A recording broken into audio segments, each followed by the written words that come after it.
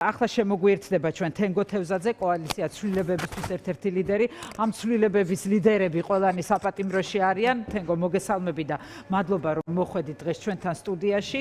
საპატიმროში არიან, თუმცა არ ვიცი, ისეთი პირი უჩანს რომ გაუქმებათ და 110-ზე მეტი სინდისისა და პოლიტიკური პატიმარი ყავს ახლა ქვეყანაში და იმ კანონებით, რომელიც დღეს მიიღეს პირველი მოსმენით, რომელიც პარტიებისა და პოლიტიკური მოღვაწეობის აკრძალვას ემსახურება და ისახავს მიზნად, ასევე პროტესტის ვინც რამეს გააპროტესტებს 15 დღით პირველი შემთხვევაში და 60 დღით შემდეგ და მოკლედ ამკაცრებენ კანონებს და აი ამ დროს ვენეციის კომისია სხვათა შორის ამბობს რომ უნდა გაუქმდეს ფარა, უნდა გრანტებისა და მედიის მაუწყებლის შესახებ კანონში შეტანილი ცვლილებები უნდა გაუქმდეს. თუმცა ცხადია ქართული ოცნება ამას ყურადაც არ იღებს. რა რეალობაში ვართ? მე ამ რეალობას დღეს დავარქვი ასე დაკანონებული დიქტატურა საქართველოში. რა რეალობაში ვართ და რაში ხედავთ თქვენ მოსავალს და რაში შეგიშლით ეს ყველაფერი ხელს? არ ვიცი, აი არის რაიმე ცვლილებებს თქვენთვის მოიტანს პოლიტიკურ მოღვაწეობაში. მოგესალმებით, პირველ რიგში მადლობა მოწვევისთვის. მიხარია რომ თქვენი სტუმარი ვარ. დიახ, ის რაც თქვენ ესე ძალიან მწყობრად სამწუხარო, მაგრამ ბოლო 2 კვირის მოვლენები ჩამოთვალეთ და ის კანონები, რომლებიც აქამდე იქნა მიღებული, საბოლოო ჯამში გადაწყვეტილი აქვს რეჟიმს, რომ მან საბოლოოდ გატეხოს წელში პროდასავლური ოპოზიცია და არა მხოლოდ ოპოზიცია, არამედ მედია, სამოქალაქო ორგანიზაციები და ასე შემდეგ. და ჩაახშოს პროტესტი. რა თქმა უნდა, მთავარი გამოწვევა მათთვის არის პროტესტი, ვინაიდან თუ რამეს არ ელოდნენ 5 ოქტომბრიდან ქართული ოცნების და რეჟიმის წარმომადგენლები, იყო ის, რომ ეს პროტესტი ისევ გაგრძელდებოდა მტკიცედ, უწყვეტად და გაგრძელდებოდა იმ მოტივაციით, რომ ქართული ოცნება და ქართულ ოცნებამ დაიხევს უკან და შეასრულოს ის ძირითადი მოთხოვნები, რა მოთხოვნებიც არსებობს და ამავდროულად მივიდეთ საბოლოო ჯამში რეჟიმის ჩამოშლამდე.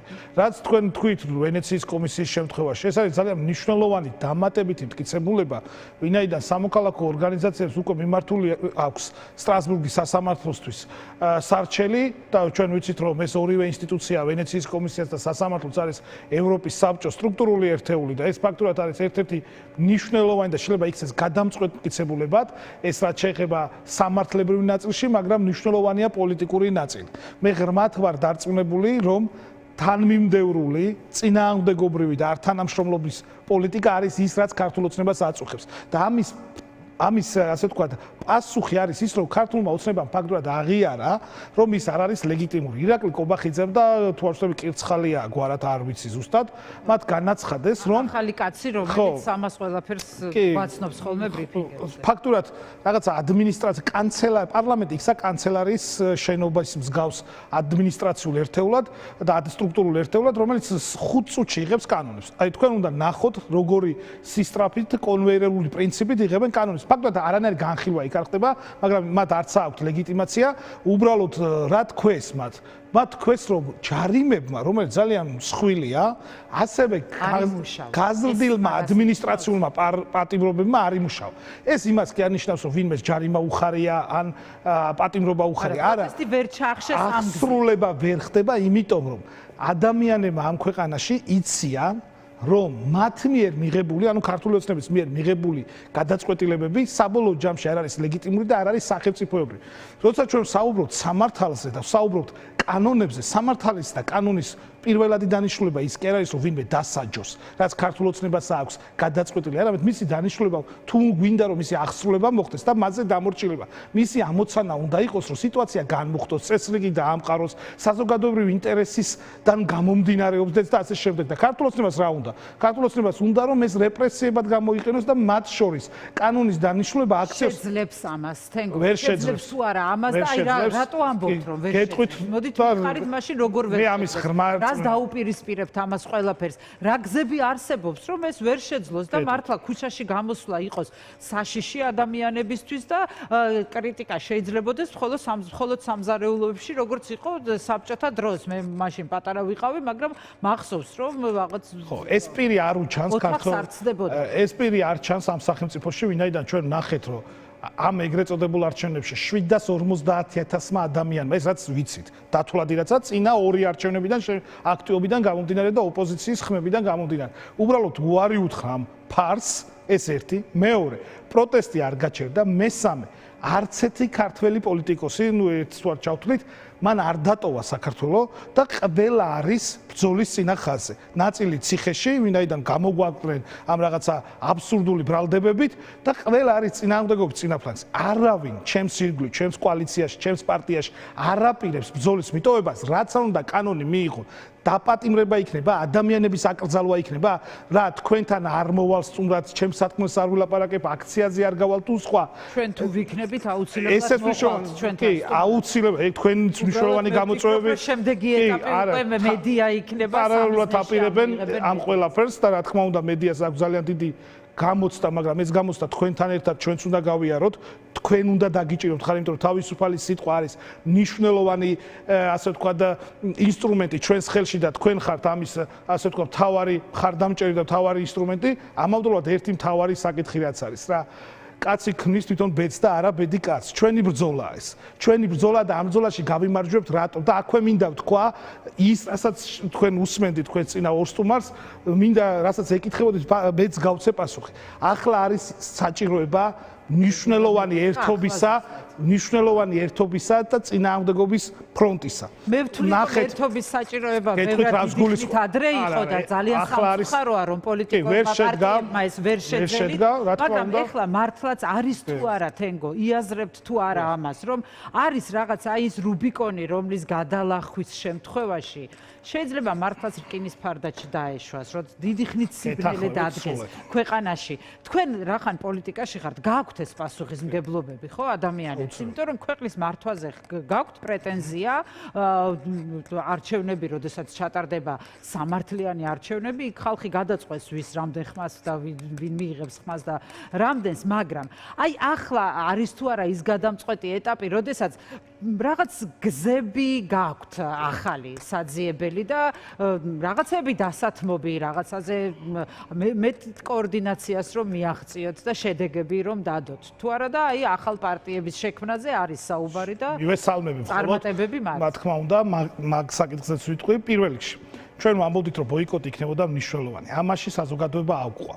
კარგი იქნებოდა რომ ბოიკოტში გავერთიანებულიყავით, ფაქტურად წარმოიდგინეთ 30 ოლქში კი არ იქნებოდა 100%. რამეში მაინც გაერთიანებულიყავით, ან ბოიკოტში ან არჩევნებში. უნდა მივუყვე მაგ საკითხს, არა, არჩევნებში აუცილებლად იქნება მნიშვნელოვანი შედეგი, როცა იქნება სამართლიანი არჩევნები, თორე უსამართლობაში მონაწილეობა არის ძალიან დიდი გამოწვევა, მაგრამ მოდი ეს ფურცელი, ეს გვერდი გადავშალოთ და შორის ივანიშვილი გიბიძგებთ აი ბოდიში რომ შეგაწყვეტინეთ ამ ერთიანობისთვის. ის რასაც ამბობდით, ბევრი პოლიტიკოსი ლაპარაკობდა ხოლმე შორის 24 წლის არჩევნებამდე, რომ აი გავაუქმოთ სიები და პარტიები და ერთიანი ფრონტით გავიდეთ, ახლა ივანიშვილი გიბიძგებთ აქეთ. ხო, ივანიშვილი ძალიანაც პირიქით არის, ჩემი აზრით ივანიშვილი არ გვიბიძგებს ერთიანობისკენ, პირიქით ივანიშვილი ყოფს და მან ეს შეძლო რომ შეიტყუა პარტიები იმ ფარსში, სადაც 100% თვითონ დაიწერა და 0 დაუწერა მის კონკურენტებს, მაგრამ ამაზე თავი დავანებოთ ამაზე საუბარს. ბოიკოტი შედგა, საზოგადოებამ თქვა, რომ ამ არჩევნებში მონაწილეობას მიღებას აზრი არ ქონდა. ახლა მნიშვნელოვანი უყურეთ, ეს იყო პოლიტიკური პროცესი, ზუსტად თქვენთან ვიჯექი და აქ საუბრობდით, რომ A წერტილიდან B წერტილამდე, ანუ ბოიკოტის პროცესი ჩავამთავროთ და შემდეგ დავიწყოთ B წერტილიდან C წერტილამდე. ყოველთვის ამას გავიმეორებ. C წერტილში გადავდგათ ნაბიჯი. ახლა რა ნაბიჯი უნდა გადაიდგას? არ თანამშრომლობის ნაბიჯი.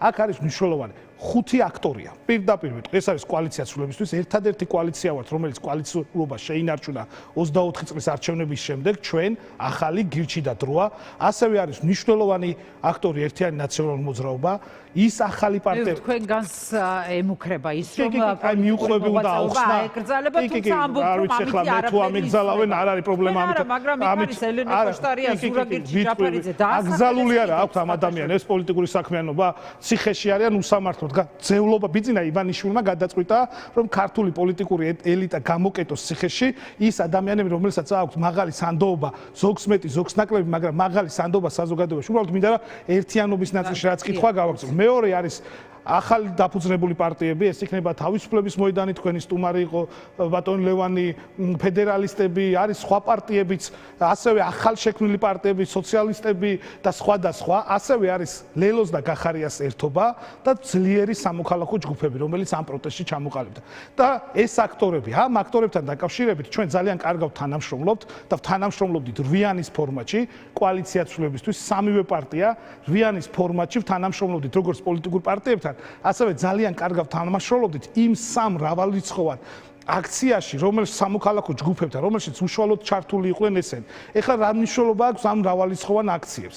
ის მნიშვნელობა, რომ ქართულმა 26 ოქტომბერს არის ერთ-ერთი მაგაზეც გადავიდეთ კი, რატომ ქართულმა ოცნება დაინახა, რომ ორ კვირაში ერთხელ შეიძლება მრავალათასიანი და 10.000-იანი მარშების გამართვა, რომელიც მას არაბედნიერებს, მაგიტომ აქვს პრობლემა რუსთაველთან დავასრულებ თუ შეიძლება, იმიტომ რომ იცის რომ ის რუსთაველზე, როდესაც 1000, 2000, შეიძლება 3000 ადამიანი დგას ყოველდღიურად მეტი ან ნაკლები, იცის რომ როგორც კი მას ხელი წაუწდება ამ რუსთაველის დარბევისთვის, ის 10000 და 15000 ადამიანი 2 საათში გაჩნდება რუსთაველს. ეს ხო ფაქტია. ხა ყველაფერს აკეთებს, იმისკენ, აი თქვენ ისე მე რა მინდა დღეს თქვენგან რა მინდა რომ მოისმინოს მაყურებელმა, რომელთა შორის ალბათ არიან თქვენი ამომრჩევლები. ხო, მე მინდა თქვენგან მოისმინოს მაყურებელმა, რომ აი ამ შექმნილი ახალი რეალობის გათვალისწინებით, რომელიც დღეს და ხვალ დადგება უკვე ქვეყანაში, 10 წუთში მიიღეს დღეს ის კანონები პირველი მოსმენით. აი ეს რამდენად გააზრებული გაქვთ და რა ბრძოლის ახალ გზებზე ფიქრობთ ან საუბრობთ ან სთავაზობთ ჩვენ თქვით ის მნიშვნელოვანი აქტორები ჩამოთვალე და ამ აქტორებთან ჩვენ გვაქვს მნიშვნელოვანი პარტნიორი ურთიერთობა. აუცილებელია გაფართოება, გამსხვილება, გაძლიერება, ერთობის დაფიქსირება და ამ ერთობისკენ ძალიან კარგი კითხვა დაუსვით ჩემს წინასწარმას. ამ ერთობისკენ ნაბიჯების გადმოდგა მათემატიკაში გაჯიუტება კი არ არის. მათემატიკაში გაჯიუტება კი არ არის მთავარი და რაღაცა არითმეტიკაში და 100-ის ფარგლებში მიმატება გამოკლებაში. არამედ შეცდომების აღიარება, ამასაც აღარავინ თხოვს არავის საზოგადოებამ შეაფასა ეს, მაგრამ კიდევ ერთხელ ეს გადაშლილია, არამედ ეხლა არის საუბარი იმაზე, რომ ჩვენ შევთანხმდეთ ძირითად პრინციპებზე. კოალიცია ცვლილებისთვის, აგერ თქვენს ეთერში პირველად მე ჩემი პარტიის და კოალიციის სახელით ვამბობთ, ამისთვის ჩვენ მზად ვართ სამოქალაქო არა მხოლოდ პოლიტიკურ პარტიებთან, არამედ სამოქალაქო ჯგუფებთან თანამშრომლობისთვის. ვინაიდან უნდა შეიქმნას ერთიანი წინააღმდეგობის და არ-თანამშრომლობის ხაზი. ამით ბიძინა ივანიშვილი დასუსტება. ჩვენ არ ვამბობთ, რომ რაღაც დინების შექმნათ, არამედ ზოლის მაგალითის ეს ართანამშრომლობა. გეტყვით, ართანამშრომლობა ნიშნავს იმას, რასაც აქამდე ვაკეთებდი და უნდა გაგრძელდეს, რომ ქართულმა ოცნებამ ვერ შეძლოს კანონების აღსრულება, ეს ერთი, თორე ჩვენი 20-მდე ჩვენი პარტიის წევრი და მხარდაჭერია ციხეში ახლა სახელი გვარ გელა ხასაია, საბა სხვითარიძე, სხვები ძალიან ბევრი. ჩემი თანადგომა, ჩემი მხარდაჭერა და მალე თავისუფლება. რა თქმა უნდა, მათგანს ასევე ჩხირკვია, ირაკლი და სხვები. ირაკლი, ჩხირკვია და სხვები. ანუ ახლა წინააღმდეგობა და ართანამშრომლობა უნდა გაგრძელდეს. ქართულმა ოცნებამ როგორც ეხლა გამოვიდა 2 დღის წინ ირაკლი კობახიძე და თქვა რომ კანონებს ვერ აღვასრულებ და ამიტომ კიდევ უნდა მოუწიოს ამის გაკეთება, ეს ერთი. ფაქტურად აი ჩაიდანი რო დუღდება და ზევიდან დაფარება ხდება, რომ თითქოს ეს რაღაცა ხო, აი მაგ ეტაპზეა ქართული ოცნება მისული. ქართული ოცნებას აქვს ძალიან ბევრი პრობლემა, როგორც ქვეყნის შიგნით, ასევე ქვეყნის გარეთ. ქვეყნის გარეთ რა პრობლემები აქვს? ფაქტურად ქართული ოცნება არის იზოლაციაში. დღეს როგორი ტყუილის თქმა მოუწიათ, რომ თვითონ გადადეს, უბრალოდ გუშინ, მაგრამ დღეს გავრცელდა. თვითონ გადადეს გააუქმეს შეხვედრა და აღმოჩნდა, რომ ქალბატონ ვოლტენეს თვითონ გაუქმებია ეს შეხვედრა და ეს ტყუილი იყო. და მესამე და მნიშვნელოვანი საკითხი, ხალხმრავალი პროტესტები. პროტესტი ვინაიდან გასაგებია, მე მესმის, რომ დავიღალეთ მარშით, მე მესმის, რომ დავიღალეთ, ასე ვთქვათ, ყოველდღე ვიღაცები ამბობენ, თორე იქ რუსთაველზე ძალიან მტკიცე ამაყი და პატრიოტი ქართველები არიან გმირები და ეს გმირები მათ შორის ის ადამიანები უნდა უბრალოდ ეს უნდა დავასრულო. ეს ადამიანები არ დაღლინან, იმიტომ რომ ჩვენი ბრძოლა არის ბოლომდე.